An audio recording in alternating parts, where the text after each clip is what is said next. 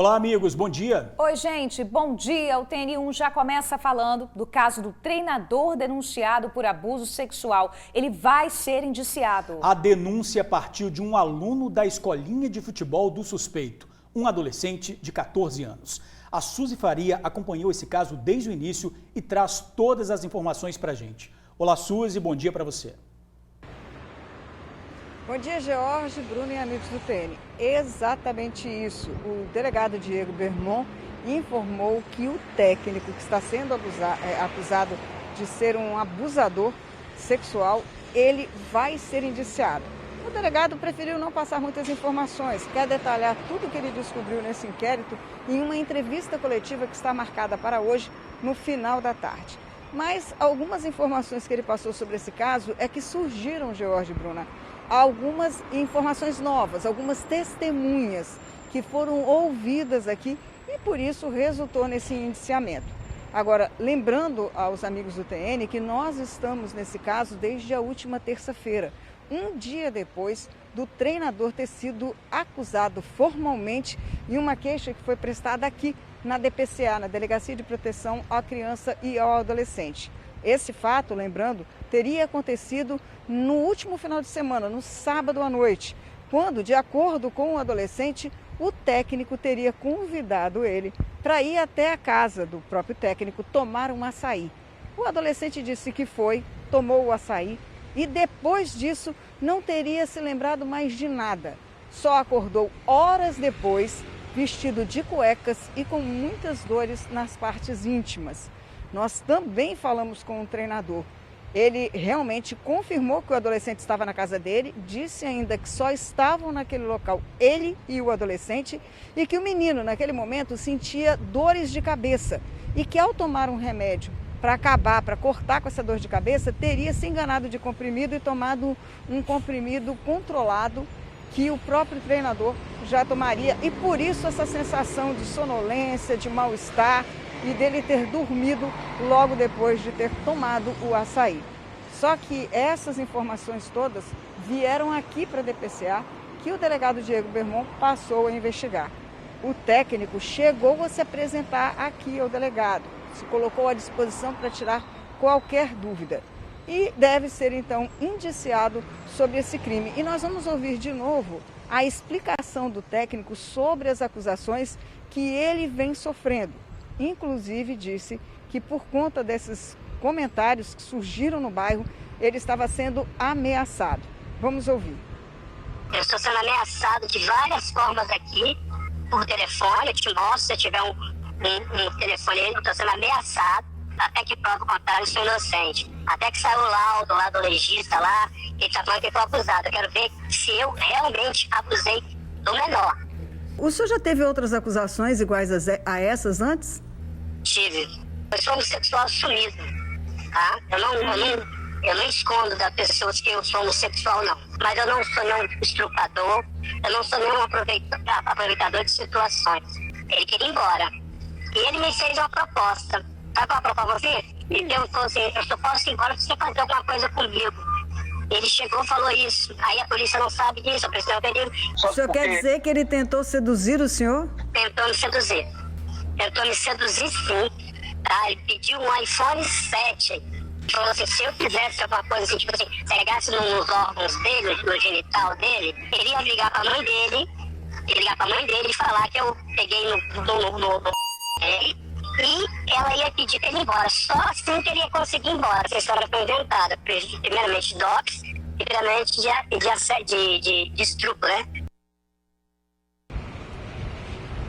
Pois é estranho, Jorge Bruna, essa fala do técnico quando ele tenta explicar aí que o adolescente de 14 anos tentou seduzi-lo, pedindo a ele um celular que ele classificou como caro, para que o treinador pudesse tocar nas partes íntimas desse adolescente. E aí o adolescente teria dito que seria uma justificativa falar isso para a mãe dele tirá-lo daqui porque ele queria ir embora. Uma história assim que não casa muito bem com todo o histórico que a gente vem conversando sobre isso, porque seria estranho, o menino poderia inventar a história sem precisar fazer esse tipo de negociação, na verdade. Mas enfim, esse técnico, ele próprio falou com a gente, conversando com a gente, ele informou que já sofreu há alguns anos uma acusação muito parecida com essa. E esse inquérito de 2019 seria juntado pelo delegado com essa nova acusação agora de 2021 e tudo seria investigado mais uma vez. Enfim, agora nós vamos esperar à tarde para que o delegado Diego Bermon possa explicar de fato tudo o que aconteceu. O que teria dado o laudo tão esperado pelo técnico, que segundo ele diria que ele não é um molestador, não é um abusador. E também o laudo toxicológico, para saber se o menino foi ou não dopado, como o próprio garoto fala, como o próprio adolescente diz. A gente continua investigando esse caso, a gente continua acompanhando esse caso, até para saber se a família desse menino, que é lá da Bahia, já veio para cá, já veio tirar ele daqui e levá-lo embora. Porque ele estaria até agora sob a tutela do Conselho Tutelar de Vila Velha, George Bruna. Valeu, Suzy. Obrigado aí pelas informações. A gente está dando aí a notícia em primeira mão, Sim, que esse treinador vai ser indiciado pela polícia. Oficialmente, a polícia vai falar sobre isso numa coletiva agora à tarde, mas a Suzy já adiantando essa informação para a gente, né, Bruna? É isso aí, Suzy. Obrigada, tá, pelas informações. Daqui a pouquinho você está de volta. Olha, gente, um outro caso grave, o das crianças mantidas em cárcere privado em condições de maus tratos em Barra de São Francisco, no noroeste do estado. Olha só, a polícia investiga se, além de viver naquelas condições de sujeira e passar fome, elas também teriam sido abusadas sexualmente. Quem está nesse assunto hoje é a Vanessa Calmon, que está chegando agora. Vanessa, boa tarde para você, minha amiga, bem-vinda.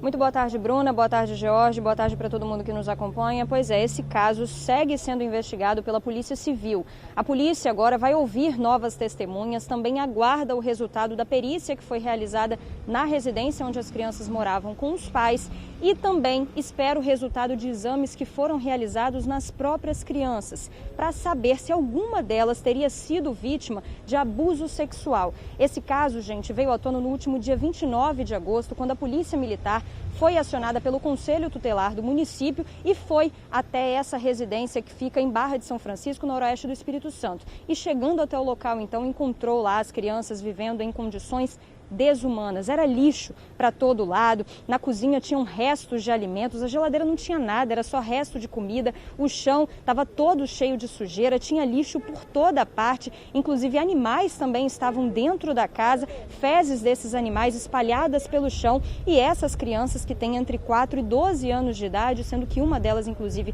é autista, elas estavam morando nessa residência com os pais que têm 31 e 34 anos. O Conselho Tutelar chegou até essa situação porque a diretora da escola de uma das crianças pediu que a criança fizesse uma prova presencial na escola. E aí o pai ficou meio relutante com essa situação, mas depois acabou levando a criança até a escola e chegando lá a diretora desconfiou do comportamento dessa criança. Ela tinha medo, parecia que ela estava vivendo uma situação em que ela estava com medo e além disso a diretora reparou que a menina estava muito fraca e mal conseguia ficar em pé. Por isso então acionou o Conselho Tutelar, que acionou a Polícia Militar e esteve então na residência. Essas crianças, gente, elas estavam vivendo em situação subhumana, em situação desumana, inclusive. Elas foram atendidas por uma médica e essa médica disse que a situação em que elas se encontravam era uma situação de pessoas que estariam em cárcere privado. Isso porque elas estavam com as unhas muito grandes,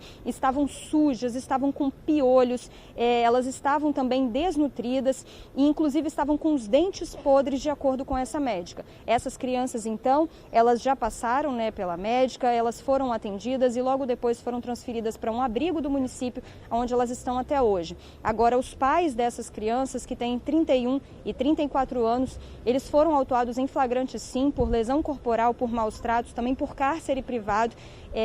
E aí eles passaram por uma audiência de custódia, onde eles foram liberados, mas agora eles estão à disposição da justiça. Eles têm algumas obrigações judiciais, como por exemplo, eles não podem sair do município, eles têm que se apresentar de forma regular à justiça enquanto esse caso está correndo, E as crianças, elas foram para um abrigo porque elas não têm família aqui no Espírito Santo. A família delas é de São Paulo e ninguém mora no Espírito Santo. Então as investigações continuam sobre esse caso e a gente também continua para saber como é que vai ficar essa história, se os pais serão presos ou não, como é que vai ficar tudo isso e também, claro, o futuro dessas crianças, né, gente? George, Bruna? Certeza. E cada vez que eu vejo essas imagens, eu fico impressionada das condições que essa casa estava. Você imagina as crianças como não foram encontradas, né? A gente deseja aí que elas se recuperem desse trauma o mais rápido possível. Isso, muito né? triste. Ver as condições que as crianças estavam vivendo, gente. Muito triste. Vanessa, obrigada, tá, minha amiga, pelas informações. Daqui a pouquinho você está de volta com a gente. Vamos seguir com o TN1, gente. Agora, vamos ver imagens de um mergulho diferente, tá? O policial militar teve que entrar na maré da Ilha das Caieiras, em Vitória, para pegar drogas e uma arma que foram jogadas na água por um suspeito. Os policiais contaram que quando viu a viatura, esse suspeito começou a jogar tudo na maré. Pois é, mas não deu muito certo não, tá, gente? A Suzy Faria tem mais informações, porque além de conseguir pegar esse material todo aí, o rapaz ainda dispensou que dispensou esse material, foi detido. Não é isso, Suzy? Exatamente, George. Eu tinha visto tanta vontade. Vamos fazer o seguinte, vamos rodar essa reportagem enquanto a gente tenta recuperar o contato com a Suzy, né, das drogas e da arma aí que foram dispensadas na maré. Vamos dar uma olhada. Quem está aí na água, dentro do mar, é um policial militar. Ele foi parar aí após uma tentativa de abordagem a um jovem de 19 anos que estava em atitude suspeita nesta rua, a principal da Ilha das Caieiras, em Vitória. Foi ontem à tarde. O rapaz fugiu da abordagem, entrou num prédio, foi seguido pelos militares. E eles viram quando o jovem jogava as drogas na água. Ele achou que conseguiria se livrar do flagrante assim. O que ele não esperava é que o policial tivesse a iniciativa de tirar a farda e pular na água. Assim, ele foi recuperando pouco a pouco toda a droga que o traficante dispensou. Depois que o policial militar saiu da água, foi a vez de entrar o corpo de bombeiros. E aí, mais material que tinha sido dispensado na água foram recuperados, como munições e também uma arma.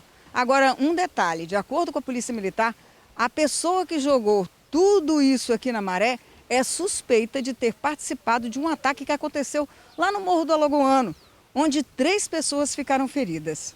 Os bombeiros conseguiram recuperar uma pistola 380, carregadores e 42 munições de 9mm, 380 e calibre 38.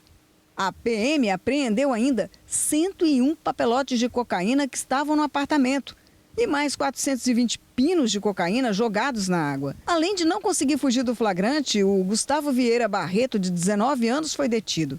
Ele e o material foram levados para a Delegacia Regional de Vitória.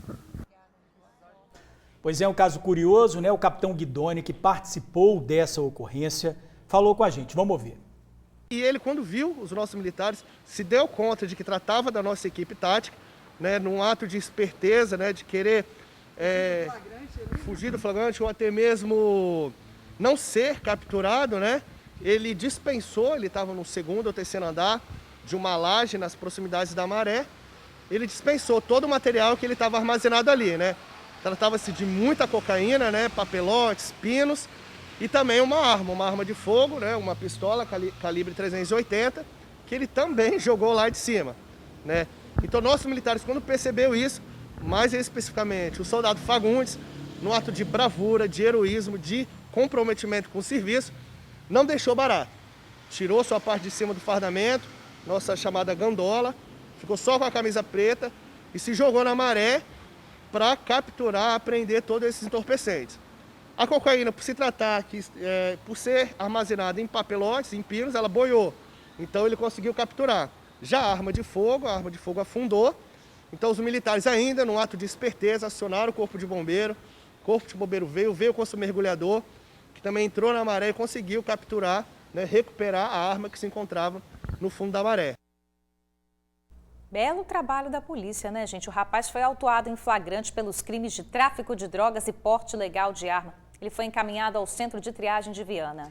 Vamos falar novamente, então, com a repórter Suzy Faria. Ô, Suzy, não deu certo essa estratégia não, né? Deu não, rapaz. Já imaginou? Ele tentou fugir do flagrante, tentou se livrar do que podia, tentou evitar a prisão e nada deu certo por causa de um policial, o soldado Fagundes. E não pensou duas vezes, causando surpresa tanto ao detido quanto também aos colegas, ao tirar o fardamento, como disse o capitão Guidoni, entrar na água e recuperar não apenas as drogas, mas também armas e munição, porque eles chamaram o Corpo de Bombeiros, que fez ali uma minúcia, né, naquele lugarzinho ali, e conseguiu pegar aquelas munições que são pequenas e não são fáceis de ver numa profundidade como estava ali. E olha, se realmente essa suspeita de que o Gustavo participou desse ataque lá no Morro do Alagoano, essa arma é muito importante para a balística, pode confirmar essas informações, essas suspeitas levantadas aí pela própria polícia. O Gustavo também é conhecido como Mr. M e seria o responsável pelo fornecimento, pela venda de cocaína ali na região da Ilha das Caieiras. Pois bem, você já imaginou a cara desse rapaz, esse traficante, quando viu que tudo que ele fez para evitar ser pego deu na água? É com você, George Bruna. Deu na água, literalmente, né? Ainda bem que boiou e o policial foi lá, é isso, né, aí. e que pegou empenho, ali, né, a droga, né? Muito bom, parabéns aí à polícia. Verdade. Obrigada, tá, Suzy, pelas informações. Vamos seguir, gente, porque um filho incendiou a casa dos próprios pais em Barra Mares, Vila Velha. Ele colocou fogo no imóvel depois de uma briga por causa de dinheiro. Pois é, Bruna, o jovem de 21 anos seria usuário de drogas e álcool e, segundo vizinhos, está sempre causando confusão. Ontem chegou ao extremo, a casa ficou completamente destruída. Bicicleta, botija e passarinho. Foi tudo que sobrou do incêndio que atingiu os 2 andares da residência. Além da destruição da casa, o coração deste pai também ficou devastado. O Samuel, que é meu filho, né? É sempre assim, quando ele está querendo dinheiro, ele é usuário de droga. É usuário de droga, ultimamente já pegou ser usuário de bebida alcoólica também. O incêndio começou por volta de 2 horas da tarde e foi depois de uma discussão com os pais que o jovem de 21 anos teria ateado fogo na casa. O motivo da discussão seria dinheiro, o que acontece de costume na casa do seu Manuel. Por ser usuário de drogas desde os 13 anos, o filho único do casal sempre foi sustentado pelos pais. E quando eles negam dinheiro, outra briga acontece. Os pais chegaram a vender parte da casa para pagar a dívida do filho. A gente tem até vendido algum pedaço da casa aí justamente para pagar a dívida dele com droga, para cobrir outras necessidades, né?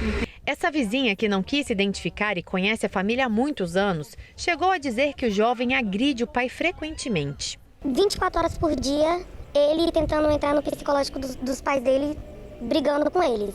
Por causa disso mesmo, se não dá dinheiro para comprar cachaça, se não dá dinheiro para comprar droga, é isso. Ou ele briga a noite toda, a tarde toda, ou bate. Além de perder roupas, documentos, precisar mudar a rotina, Dona Antônia e o seu esposo perderam também alguns animais de estimação. Além do passarinho, o cachorro Sheik agora é o companheiro do casal, que ainda não sabe como vai ser daqui para frente. Eu creio que Deus vai me dar força para recuperar as coisas que eu perdi. Com a noite fria dessa, sem lugar para ir, não é fácil. Então alguém já teve compaixão, mas não é porque dizer que eles deram a casa para a gente passar lá uns dias até a gente tomar a decisão para onde vai. Sempre o sonho da gente é ver a melhora, né? Não é ver a piora igual aconteceu. Sofrimento, né? O vício em drogas. Olha só, de acordo com os bombeiros, não houve pedido de perícia no local. Quem quiser ajudar aí o casal que está sem moradia agora, pode mandar um recado para o WhatsApp do TN que a gente repassa para eles, tá? Anota aí, 99792-2530. 99792-2530. E já já o TN fala sobre endividamento. Se você está no vermelho, não se sinta só. A pandemia fez muita gente passar um aperto financeiro danado, né? E tem mutirão de negociação chegando. Nós vamos te mostrar já já, fique com a gente. Agora, 12h14, gente, a tampa de um bueiro causou um acidente em Carapina Grande, lá na Serra. Um carro foi atingido e uma idosa que estava no veículo acabou com uma luxação no pé. Além do susto, o prejuízo ao motorista foi grande. Reparem nas imagens. A rua está movimentada quando, de repente, um veículo passa pelo bueiro que tem a tampa arremessada para a rua lateral. O resultado do acidente foi este. Dona Consaula machucou 2 dedos e agora precisa de um repouso de 15 dias. Repouso absoluto, com os pés para o alto. O impacto, eu bati o pé, eu não sei aonde dentro do carro, mas sei que eu bati o pé, não sei se foi no ferro, se eu torci, eu não lembro, que foi, eu levei um susto tão grande, que eu não me lembro o que aconteceu. Logo após o acidente, ela procurou atendimento médico, fez exames, mas felizmente não fraturou nada. Além de não poder cumprir com as tarefas do dia a dia, nem sapato poderá usar. O maior medo era que o pior pudesse ter acontecido. Eu pensei que, sei lá, que tivesse matado alguém, passado por cima de alguém, sei lá. Eu pensei várias coisas na hora, entendeu? Eu não tenho nem noção. O susto foi tão grande que eu fiquei tremendo, acho que quase 3 horas. De acordo com os moradores, este bueiro já era uma preocupação entre eles há cerca de uma semana. Neste momento, a equipe da prefeitura está aqui realizando um reparo para que novos acidentes não aconteçam. O bueiro fica na rua Alfeu Ribeiro. Quem dirigiu o veículo era o filho da vítima. Atingiu a lateral do carro, arrancou pedaços, a porta de trás não abre mais. Creio eu que tenha torcido o chassi do carro, porque a mala está com uma diferença entre elas. Além do susto e do acidente com a mãe, o prejuízo foi enorme. Creio eu que em torno de uns 20 mil para consertar, entendeu? Se não for decretado PT no carro, porque atingiu a estrutura do carro. Jean estava saindo do trabalho quando escutou o barulho. Eu escutei um barulho muito forte, um estouro muito forte. Eu vi quando esse carro passou por mim. Quando eu escutei o barulho, que ele passou por mim, ele já passou encostando de perto do pé de jaca. Eu achei que a tampa estava agarrada debaixo do carro. Mas, segundo o relato de outras pessoas que viram, essa tampa foi arremessada dali até aqui. Porque se tivesse passando uma pessoa aqui, tinha até matado a pessoa. Agora, a família pretende acionar a justiça. Então, a gente pretende arquivar, pegar os papéis, juntar, procurar um advogado e dar entrada na prefeitura. Porque se passa um motoqueiro ali, se isso acontece com um motoqueiro, se num carro pode ter dado PT, você imagina um motoqueiro. Em tempo de pandemia, o que a gente tem aí de motoqueiro passando, fazendo entrega, podia ter arrancado um pé de um motoqueiro, podia ter tirado um motoqueiro de uma família, entendeu? Poderia ter matado alguém. Com certeza, é muito perigoso isso, né? Como a gente viu aí na reportagem, o reparo no bueiro já foi feito. Sobre o prejuízo ao motorista, a Prefeitura da Serra foi acionada e está apurando o caso. Uma carreta tombada causou transtornos na rodovia Leste-Oeste em Cariacica. Olha só aí o tamanho do congestionamento formado na altura do bairro Parque Gramado. De cima dava para ver que é preciso desviar da carreta e o fluxo de veículos fica bem lento. Isso está acontecendo desde a tarde de ontem. Pois é, gente. E desde ontem à tarde, o veículo ficou ali, largado no local, prejudicando a vida de quem tinha que passar por ali hoje cedo. A carreta tombou bem no meio da pista em um dos cruzamentos da rodovia Leste-Oeste, próximo ao bairro Parque Gramado, em Cariacica. Por sorte, a cabine não virou. O acidente aconteceu ontem, no final da tarde, mas hoje de manhã ainda estava o veículo no mesmo lugar, esperando a retirada. No local, não encontramos nenhum responsável pela carreta ou qualquer indicativo de que seria logo retirada dali. Quanto maior a demora, pior para os motoristas que passam diariamente pela rodovia Leste-Oeste. Quem saía dos bairros Parque Gramado e Santa Bárbara, por exemplo, precisava fazer manobras para atravessar a pista. Alguns motociclistas se arriscavam a passar para o outro lado, colocando em risco a própria vida. E os outros motoristas que iam na mesma direção tinham dificuldades de seguir em frente por causa do pouco espaço deixado nas laterais pelo tombamento. E aí, um grande engarrafamento se formou por toda a extensão da rodovia. Olha, gente, o DER informou que a responsabilidade ali da remoção da carreta e da carga é do próprio proprietário da carreta, que já foi acionado pela Polícia Militar, tá? O órgão acrescenta que a retirada deve ser imediata e todo o ônus é de responsabilidade do dono do veículo. O bairro São Diogo, na Serra, virou sinônimo de assalto. Quem vive por lá não aguenta mais ficar na mão de bandidos. Pois é, gente, e os crimes não têm hora para acontecer, tá? O último caso mais grave foi em pleno meio-dia. Uma rua aparentemente tranquila, cercada por casas e moradores antigos no bairro. Um lugar que era bom de morar. Mas isso ficou no passado, porque agora assaltos e roubos atormentam quem vive ali. Acontecem vários assaltos no início da manhã, as pessoas indo para o trabalho, pegar ônibus na Norte-Sul.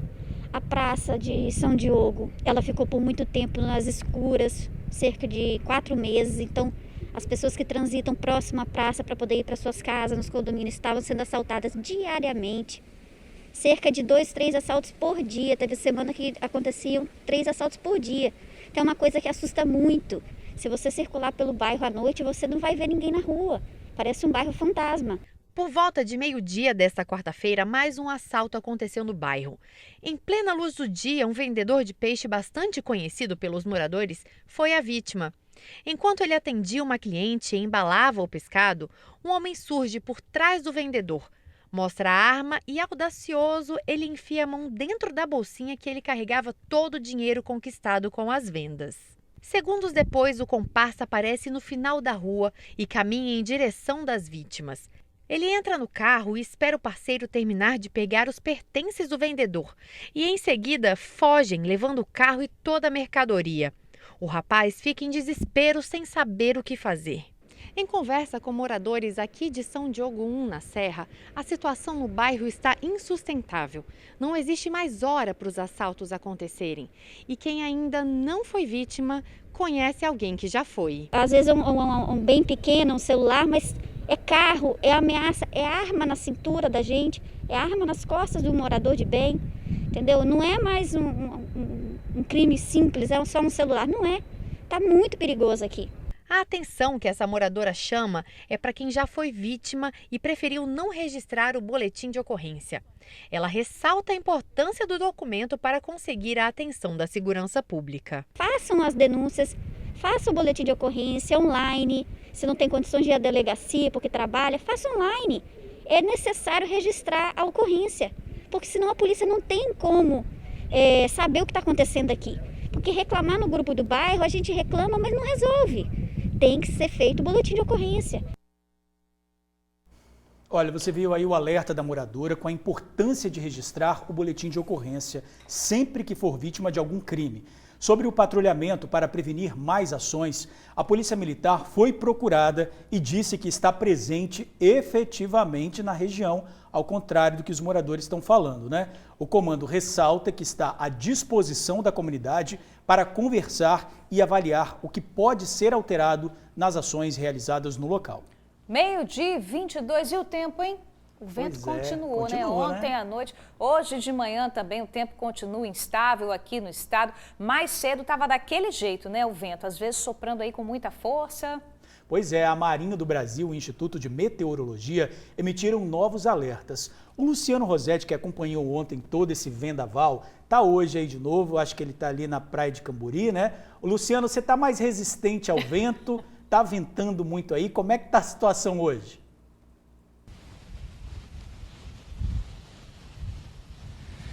Pois é, meu amigo Jorge, Bruno, amigo do TN, boa tarde para todo mundo. Eu por enquanto estou no lugar porque hoje está ventando bem menos, graças a Deus, do que ontem, né? Nada em comparação com os 40 quilômetros de velocidade do vento aqui na Grande Vitória. Tá ventando? Tá, mas bem menos do que ontem. E um efeito que está causando é esse aqui, ó. Pedi para o Bruno mostrar para vocês agora, ó. Olha só a ressaca do mar de Camburi aqui em Vitória.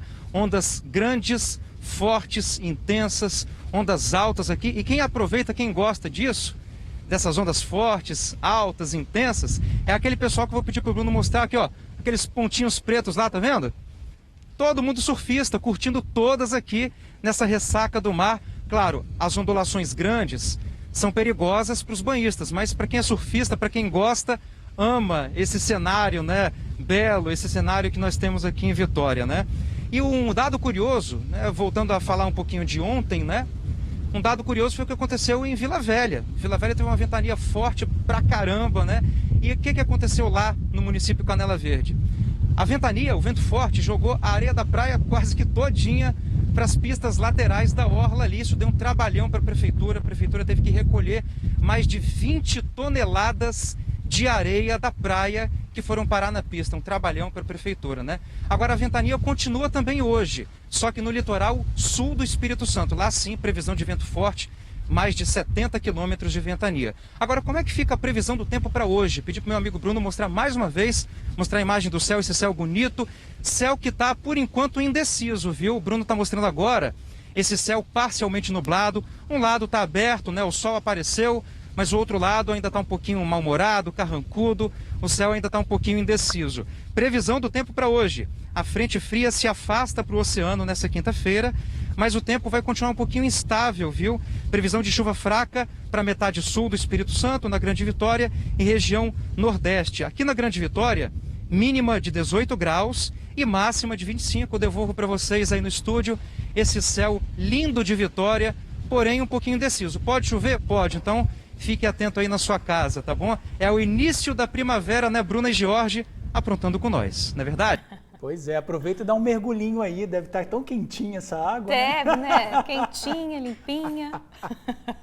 Valeu, Luciano, obrigado aí pelas informações. Ô, gente, já está em casa o garoto que se acidentou no Morro do Moreno. Ele estava de bicicleta quando desceu a ladeira com tudo e bateu direto no muro, bem perto da base da PM. A gente está acompanhando aí as imagens. Esse acidente foi no dia 2 de agosto e até então a vítima estava internada e passou por 2 cirurgias. Os familiares explicaram que a bicicleta era emprestada e não tinha freio. Nasceu de novo, né? Nasceu de novo, né? Muito grave essa história aí. Olha, gente, foi encontrado morto dentro de um apartamento em Vitória, o empresário conhecido como Rei do Camarote. Olha, a Vanessa Calmon vai falar ao vivo sobre esse assunto. Vanessa, os policiais chegavam para cumprir um mandado de prisão quando descobriram que o empresário estava morto. É isso mesmo? Exatamente, Bruno. Esse empresário, né, identificado como Nelson Avidos Magalhães Filho, de 33 anos, ele foi encontrado morto dentro do apartamento na Praia do Canto, em Vitória, e na realidade a polícia tinha ido até o apartamento para cumprir um mandado de prisão, mas quando chegou lá a porta estava trancada, chamou pelo Nelson, ele não atendeu. A polícia então teve que acionar um chaveiro para ir até lá, para abrir a porta, e aí sim, quando os policiais conseguiram entrar no apartamento, encontraram Nelson, ele estava em um dos quartos do apartamento já sem vida. De acordo com a polícia, também foram encontrados dentro do apartamento vários remédios. De acordo com a família de Nelson, ele teria sofrido um infarto. E o advogado de Nelson também, que já acompanhava ele nessa questão dos processos, né, em relação a estelionato, o advogado disse o seguinte, que o Nelson já há algum tempo não vinha se cuidando, ele tinha pego a Covid-19 há algum tempo, há alguns meses, e depois disso não estava se cuidando e que agora então ele teria tido um infarto. Mas sobre esse mandado de prisão, o advogado disse que não tinha informações. O fato é que Nelson era conhecido como Rei do Camarote aqui no Espírito Santo, ele frequentava várias boates da Grande Vitória e ostentava muito dentro dessas boates. De acordo com a polícia, toda essa ostentação do Rei do Camarote era feita, né, em cima do dinheiro que ele conseguia aplicando golpes na praça, gente. Inclusive, em 2016, o Nelson já teria sido preso por esse crime de estelionato. Depois que ele foi preso, outras 15 vítimas apareceram, dizendo que também tinham sido vítimas do Nelson. E, de acordo com a polícia, ele teria conseguido faturar aí, só em 2016, cerca de R$1 milhão aplicando golpes. Agora, esses golpes não era nada muito complexo não, tá, gente? Era um golpe, inclusive, muito comum na praça. Esse golpe que o Nelson aplicava era um golpe de venda de carro, ou seja, ele oferecia um veículo, muitas vezes pela internet. A pessoa disse que tinha se interessado, né? Dizia, eu me interessei por esse carro, pode mandar alguma foto e tudo mais. O Nelson mandava as fotos para essa pessoa e aí ela acabava pagando, acabava dando um dinheiro de entrada. E o que acontecia? Ele simplesmente não entregava o veículo e sumia, e a vítima ficava ali sem ver o dinheiro. Em alguns casos, inclusive de acordo com a polícia, o Nelson chegava a devolver esse dinheiro dando cheque sem fundo, mas logo a vítima percebia que o cheque, né, era sem fundo e que ela não teria como reaver esse dinheiro de volta. Ele inclusive não se intimidava, tá? Quando ele encontrava com as vítimas em algumas dessas boates, ele dizia para a pessoa que ele ia devolver o dinheiro, que ele sabia que ele estava devendo, que ele ia devolver o dinheiro, mas o que acontecia é que ele nunca devolvia. Inclusive, esse empresário chegou a ser dono de uma boate que funcionava na Praia do Suá, em Vitória. Bom, o fato é que, primeiramente, né, de acordo com a família, Nelson teria sofrido um infarto dentro de casa, teria morrido de morte natural, mas a Polícia Civil investiga também essa morte. Bruna, George. Valeu, Vanessa. Obrigado aí pelas informações. Vanessa, tem outro assunto também, né? Antes sim. da gente seguir com o jornal, Vanessa, você tem a história de uma mulher que nesta madrugada foi atropelada em Viana, né, minha amiga? Exatamente, Bruno. O que aconteceu foi que essa mulher de 31 anos, que não teve a identificação revelada pela Polícia Rodoviária Federal, ela foi atropelada no quilômetro 299 da BR-101 em Viana. De acordo com a Eco 101, né, a concessionária que administra a via, essa mulher foi tentar atravessar a rodovia e nesse momento foi atingida em cheio por um carro. O motorista do veículo não parou, não prestou socorro à vítima e simplesmente fugiu do local. Uma ambulância, né, foi acionada para tentar fazer o socorro dessa mulher, mas quando chegou no local, então, essa mulher já estava sem vida. Ainda de acordo com a Eco 101, esse acidente aconteceu por volta das 3 horas da manhã e bem pertinho, a cerca de 400 metros, de uma passarela de pedestres, uma passarela que é utilizada para que os pedestres consigam atravessar a BR, né? Eu volto com vocês aí no estúdio. Bruna e George. Tá certo, Vanessa. Obrigada, tá, pelas informações. Triste, né, ser atropelada assim próximo à passarela. Vamos seguir, gente? Em São Gabriel da Palha, noroeste do estado, um incêndio destruiu uma loja de tintas no centro da cidade. As chamas se espalharam rápido e atingiram grandes proporções. Toda a estrutura do prédio ficou comprometida e 2 lajes cederam. O fogo, que começou no primeiro andar, colocou em risco casas e apartamentos próximos. Além da equipe local de bombeiros para combate ao incêndio, houve reforço das unidades de Nova Venécia e Barra de São Francisco. Foram cerca de 4 horas de trabalho até que tudo fosse controlado. O prédio deve ser condenado, assim como o imóvel vizinho. A análise restante será feita pela Defesa Civil. Felizmente, feridos.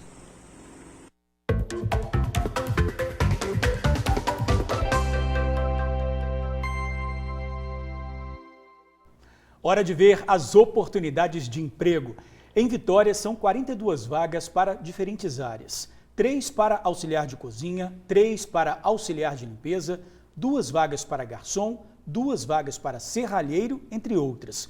O site para você conferir todas e as outras vagas também disponíveis é o trabalhavix.vitoria.es.gov.br. O Cine de Vitória fica na Casa do Cidadão, então você também pode ir lá e conferir as vagas do Cine. É isso aí, né? Casa do Cidadão na Avenida Maruípe, né, gente? Vamos continuar com as vagas de emprego? Porque a gente também tem vagas de emprego no Cine de Vila Velha, muitas oportunidades, ao todo aí são 136 vagas, 5 para cuidador de idosos, 2 para cozinheiro, 1 para costureira de máquinas industriais.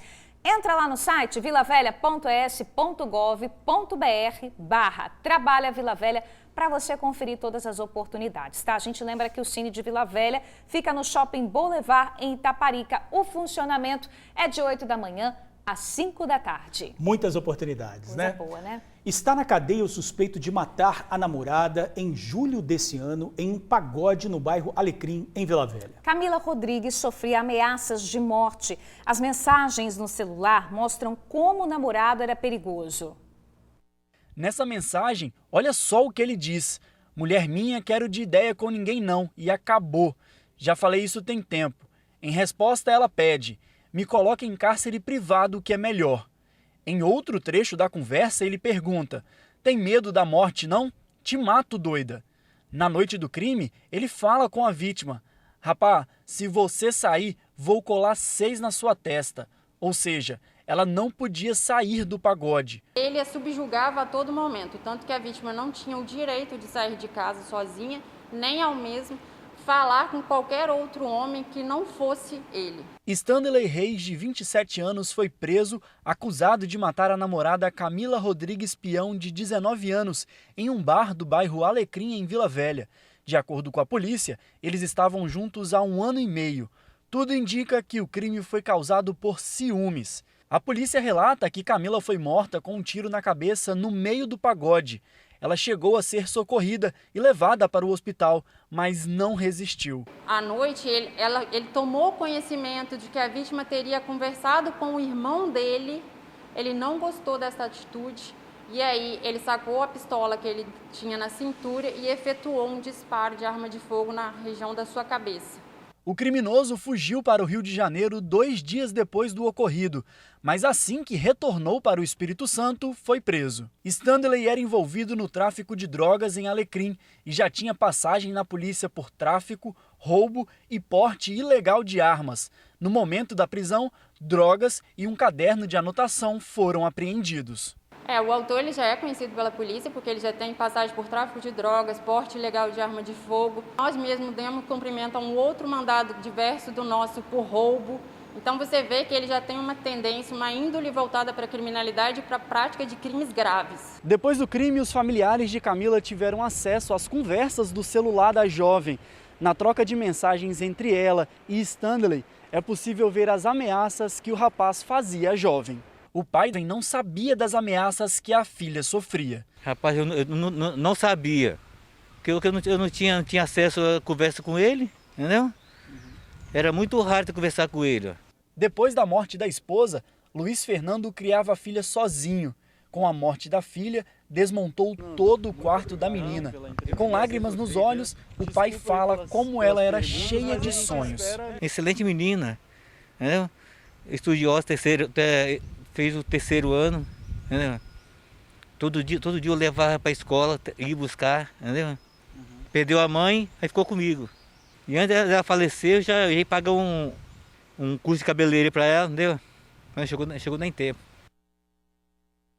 Triste, né? Que história triste. Olha só, a Suzy já está de volta para falar da jovem que foi esfaqueada pelo enteado.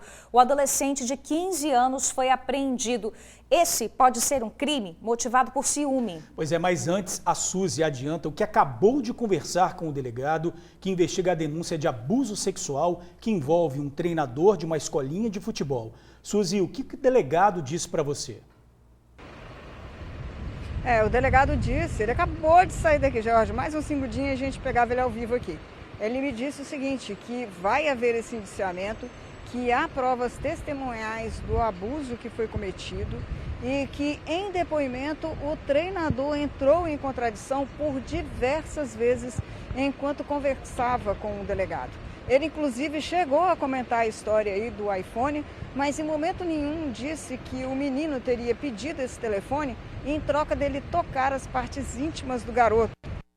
O pedido do para inventar uma história e ir embora daqui, que ele não queria ficar aqui. Então o delegado disse que ele chegou a comentar isso daí, mas não a tocar nesse assunto. Que todas as provas testemunhais apontam para esse, portanto o treinador vai ser indiciado. Mais detalhes, inclusive sobre o resultado do laudo, ele disse que só vai falar na coletiva que ele marcou para hoje à tarde na chefatura. É aí que ele vai dizer sobre os outros detalhes envolvendo essas de 47 anos que há mais de 30 atua no esporte amador ali em Vila Velha e também na região de Cobilândia. Jorge, Bruna. Suzy, você também traz outro assunto, né? Um menor de 15 anos que está sendo acusado de esfaquear a madrasta foi apreendido pela polícia, né? Pois é, isso aconteceu ontem à tarde. O menor estaria na casa da família em Novo Brasil, bairro que fica vizinho de Vista Dourada, onde, de acordo com as informações, estava com a mãe dele. E perguntado sobre o que houve, ele teria confessado e disse que ele e essa menina de 17 anos... Tá dando uma travadinha aí no vivo da Suzy, mas deu pra gente entender a informação que ela passou, né? Se a gente conseguir restabelecer o contato, a Suzy volta, combinado? Olha, gente, no meio da correria, uma pausa para a preguiça passar. Olha a preguiça aí. Quem mandou o vídeo foi o seu Antônio. Ele estava na estrada em Santa Leopoldina e precisou interromper a viagem para deixar a preguiça atravessar e ir até a mata para se alimentar. Pois é, a gente vê que demorou um pouquinho, né? Mas seu Antônio aguardou pacientemente e ele não resistiu não, tá? Fez até um carinho aí no animalzinho, tá? Mas tá aí, ó, com muita paciência, o bicho preguiça chegou ao destino final. Seu Antônio, que é meu sogrão, tá, gente? Foi ele que mandou esse vídeo aí, ó. Olha, em um minuto nós vamos falar sobre dívidas. Se você está no vermelho, não deixe de ver a reportagem. Governo libera recursos, mas pacientes que tratam câncer podem ficar prejudicados a partir de segunda-feira. E nós temos novas vagas de emprego. Se liga nas ofertas. 12h41, estamos de volta e agora a gente fala com você que está no sufoco com dívidas e mais dívidas. Amigos, não se sintam só, tá? A pandemia fez um monte de gente acumular as contas. Então, é partir para negociação. Vem mutirão aí. Em Cariacica, uma grande financeira está facilitando o pagamento dos atrasados. Confere aí na reportagem. O Elias adquiriu uma dívida durante a pandemia. Essa encurtação do mercado de trabalho, o mercado de trabalho ficando escasso, cada vez mais reduzido, e acredito que não seja só eu que estou nessa situação, né? Quando o assunto é educação financeira, seu sábio faz jus ao nome. O que você tem que fazer? Procura fazer as coisas do seu limite, que dá para você fazer. Porque se você fizer além do seu limite, você não vai conseguir pagar essa dívida sua nunca mais. Então o que você faz? Faça uma coisa normal, tranquila, no seu limite, para que você não se fique preocupado com isso. Com a crise econômica que atingiu o país, muita gente acabou se endividando. Aqui no Espírito Santo, mais de 750 mil pessoas estão no vermelho. Somente aqui na cidade de Cariacica, 200 mil pessoas possuem dívidas com uma financeira. Por isso, o Procon Municipal resolveu dar uma ajudinha para que essas pessoas entrem no azul. O Procon Municipal irá promover, em parceria com uma instituição financeira, um mutirão de negociação de dívidas. O mutirão de negociação de dívidas é um mutirão em parceria com a da Casa. O agendamento foi aberto, né? Você pode estar agendando, vai ser no dia 4 até o dia 9. As pessoas podem fazer contato por e-mail, por telefone ou pelo WhatsApp Procon. E terão até 40% de desconto no valor real e 100% de desconto nos juros, né? E até 100% de desconto naquilo que gerou de juros dentro da dívida do consumidor. Os atendimentos serão realizados a partir do dia 4 de outubro. Você aí de casa tem dívida? Quer se livrar dela? Papel e caneta e vamos às dicas. A primeira dica é você se conscientizar dentro dos teus gastos, né, dos teus custos e daquilo que você ganha, né? Essas dicas, elas têm que primeiro vir da consciência. Temos que ter consciência dentro daquilo que podemos adquirir, conforme aquilo que nós ganhamos. E o Procon Municipal está à disposição para dar essas orientações.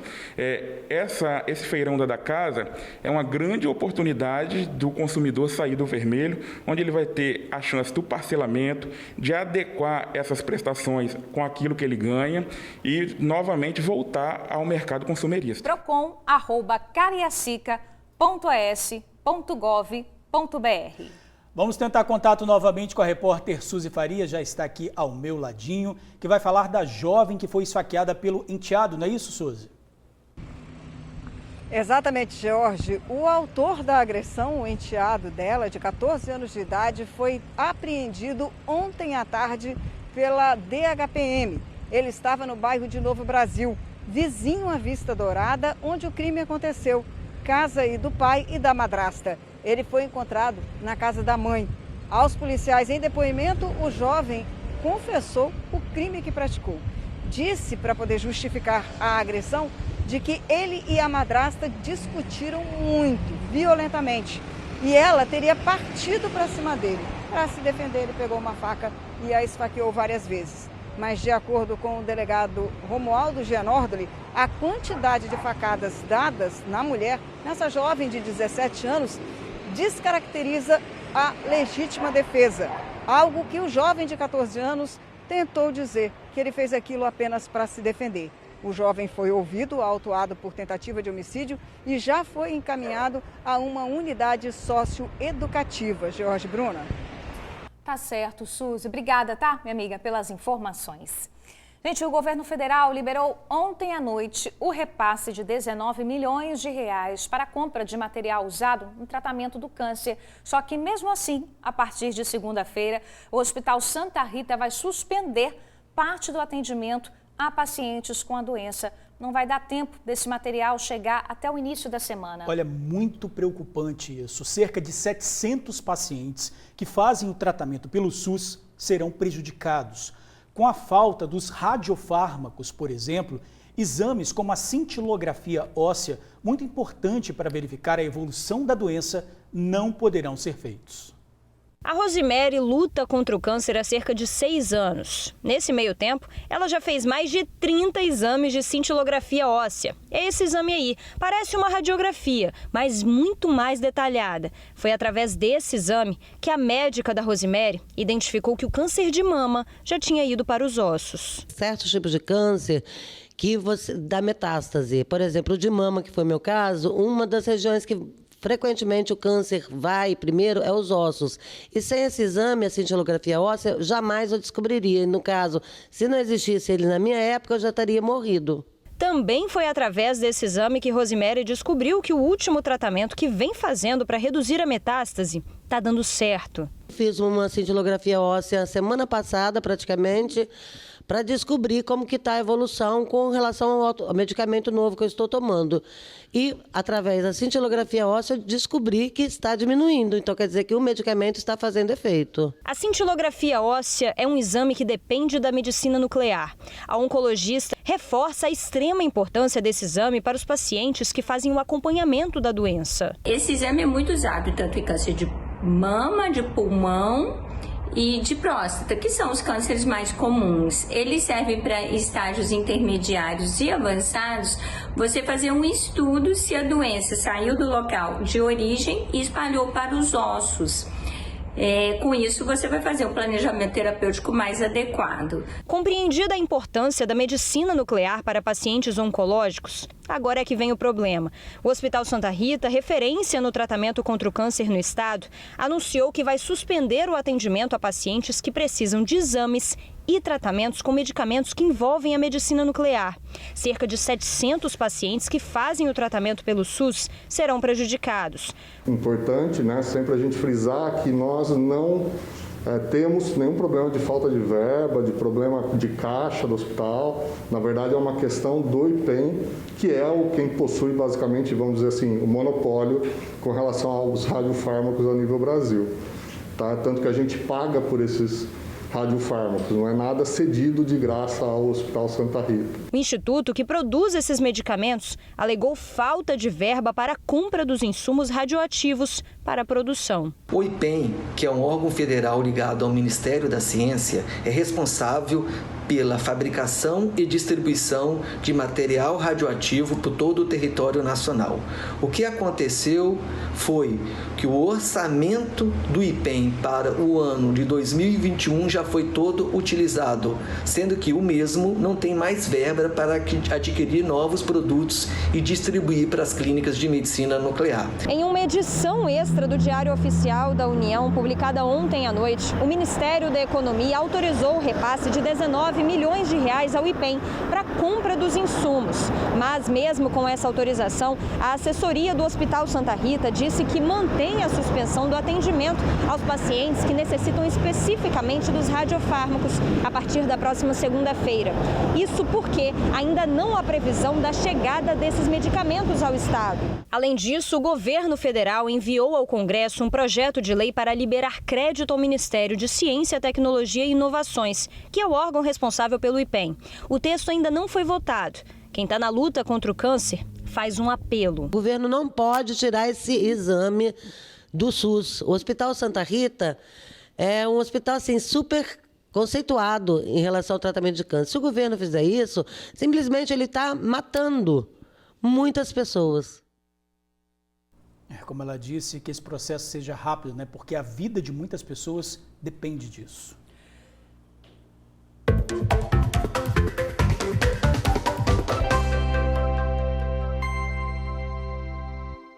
Rodou a vinheta, informação importante para você que está precisando de emprego é o seguinte: a Agência do Trabalhador de Cariacica está oferecendo 699 vagas, é muita vaga, hein? São 2 para vendedor, 10 para balconista, 6 para ajudante de caminhão, 4 para auxiliar de serviços gerais e muitas outras, tá? A Agência do Trabalhador de Cariacica fica na rua do Estádio Kleber Andrade, em frente ao DPJ de Cariacica. Não tem erro não, tá? Funciona de 8 da manhã às 4 da tarde. É só você levar aí os seus documentos pessoais e sua carteira de trabalho. Você pode conferir todas essas vagas lá no site www.cariacica.es.gov.br. O Cine da Serra está oferecendo 122 vagas também, tá, gente? Entre elas, 2 para borracheiro, 2 para carpinteiro, 5 para eletricista, 14 para mecânico montador.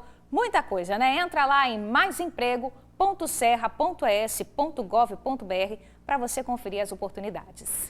As empreendedoras do TN de hoje deram uma reviravolta na vida.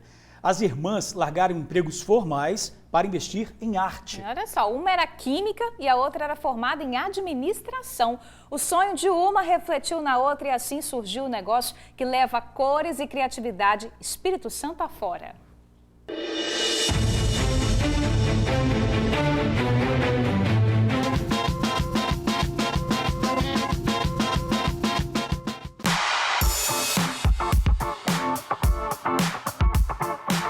A arte é uma coisa que está no sangue, uma forma de expressão. Tem gente que se expressa bem com palavras, tem gente que se expressa com música, com dança. Para mim, é através dos desenhos, das formas, das cores. É a minha forma de me expressar, é o que faz sentido para mim. Júlia é artista desde criança praticamente, sempre gostou de desenhar. Mas o tempo passou, a vida seguiu outros rumos, ela fez mestrado em química, trabalhou em laboratório e tudo, mas a arte ainda corria nas veias. Até que surgiu uma oportunidade que ela jamais esperava. Helena começou a fazer orçamentos pro casamento dela, que foi 2 anos depois. E ela encontrou uma decoradora que estava precisando de uma pessoa que desenhasse com giz em painéis. Eu fui super nervosa, não sabia como cobrar, não sabia o que eu ia fazer. Mas eu cheguei lá, fiz o desenho que ela pediu. E ela gostou e me chamou de novo, depois chamou mais uma vez. Aí disso ela começou a me indicar para outras decoradoras de casamento. Até que o serviço cresceu e a irmã mergulhou de cabeça no projeto. Juntas, as irmãs deram vida à Arte Serrate. Enquanto uma cuida do lado artístico, a outra trabalha organizando os bastidores. Nós somos parecidas, mas temos características bem diferentes. Assim, eu adoro organizar, fazer... Acho que até pela formação, né? Fazer cronograma, como que nós vamos planejar um lançamento, alguma coisa assim, já é uma coisa que eu gosto muito de fazer. Então a gente divide, né? A Júlia entra muito mais com a parte criativa, de pensar produtos, das criações mesmo. Vamos agora dar um giro pela casa e só nesse passeio aqui já dá para perceber que a residência delas é uma galeria de arte, por assim dizer, né? Júlia e Helena estão nesse segmento desde 2016 e até agora entregaram mais de 500 trabalhos, acredita? Essa é a verdadeira arte de empreender. No caso das irmãs empreendedoras, a lição é fazer o que gosta com muito amor e criatividade. Levar arte para casa das pessoas, para a cidade, para tudo. Give it to me now. Que história inspiradora, né, gente? Parabéns aí para as meninas, tá? E você aí de casa pode conferir todo o trabalho que essa dupla realiza no Instagram, @ArteSerraAT. Serrate, é assim que fala? @ArteSerrate. Tem muita coisa legal, entra lá para você ver, tá? E a seguir, vacina contra a Covid sem hora marcada em Vila Velha. Todas as informações no retorno do TN. Fique com a gente, não sai daí não. Estamos de volta. A imunização dos adolescentes acima de 12 anos sem comorbidades nas escolas começou hoje. Um ato simbólico marcou o início da imunização na Escola Estadual de Ensino Integral de Cobilândia, em Vila Velha. 5 alunos foram vacinados, mas ao todo 300 estudantes foram cadastrados para receber aí a primeira dose. Coisa boa, né? Governador Renato Casagrande, o secretário de Saúde do Estado, Nésio Fernandes, participaram do ato junto com outras autoridades. A gente lembra que ontem o Ministério da Saúde voltou atrás na recomendação da imunização nessa faixa etária. Olha, e se você tem 18 anos ou mais e ainda não tomou a primeira dose da vacina contra a Covid, fique ligado porque a partir de hoje tem imunização sem hora marcada em Vila Velha. As vacinas serão aplicadas no terminal de Vila Velha das 5 da tarde até as 8 da noite. Para se vacinar, basta comparecer no local com documento oficial com foto, CPF ou cartão do SUS.